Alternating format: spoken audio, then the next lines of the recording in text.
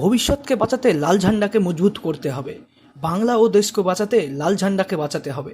সোমবার সালারের এসএফআইয়ের 24তম মুর্শিদাবাদ জেলা সম্মেলনের প্রকাশ্য সমাবেশ থেকে দলীয় কর্মীদের চাঙ্গা করার বার্তা দিলেন সিপিআইএমের রাজ্য সম্পাদক মোহাম্মদ সেলিম। তাকে বাঁচানো মানে আমাদের সংস্কৃতিকে বাঁচানো, আমাদের ঐতিহ্যকে বাঁচানো, আমাদের ইতিহাসকে বাঁচানো, আমাদের ভবিষ্যৎকে গড়ে তোলা। সেই ভবিষ্যৎকে গড়ে তোলার লড়াইয়ে লাল ঝান্ডাকে মজবুত করতে হবে।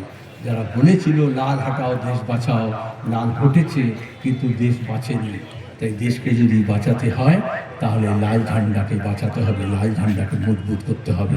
সাম্প্রদায়িকতার বিরুদ্ধে লড়তে হলে এবং এই পুঁজিবাদী ব্যবস্থার বিরুদ্ধে লড়তে হলে, সবার সমান অধিকার নিয়ে লড়াই করতে হলে বামপন্থার আবার পুনর্জাগরণ দরকার, পুনরুত্থান দরকার। বামপন্থা না বাঁচলে বাংলা বাঁচবে না, আর বাংলা না বাঁচলে দেশ বাঁচবে না।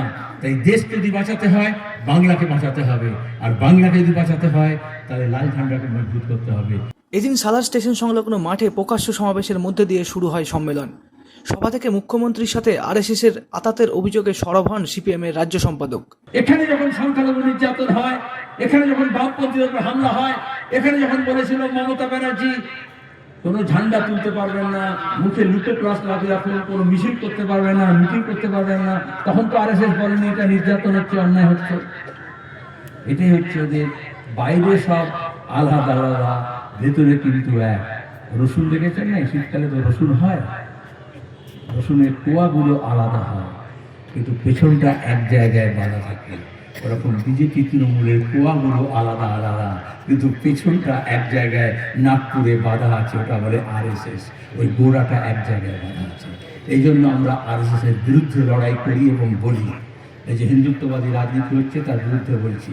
মমতা ব্যানার্জির কোনোদিন সাহস হবে না আরএসএস এর বিরুদ্ধে কোনো কথা বলার, কারণ আরএসএস কিছু কাজ বিজেপিকে দিয়ে করাচ্ছে, কিছু কাজ তৃণমূলকে দিয়ে করাচ্ছে।